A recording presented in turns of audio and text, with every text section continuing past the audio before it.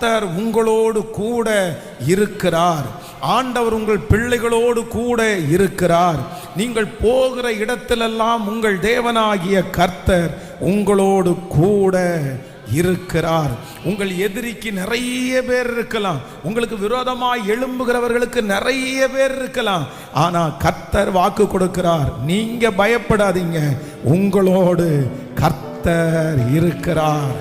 உங்களுடைய சொந்தங்களுக்கு நிறைய இருக்கலாம், ஆனா ஆண்டவர் வாக்கு கொடுக்கிறார், கர்த்தர் உங்களோடு கூட இருக்கிறார். ஆமென்.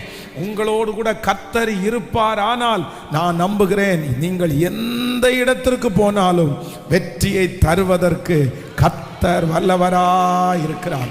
கைகளை உயர்த்தி சொல்லுவோம், கர்த்தர் என்னோடு கூட இருக்கிறார். அந்த வெளியூரிலே பிரயாணம் பண்ணி கொண்டிருக்கிற அந்த பிள்ளையோ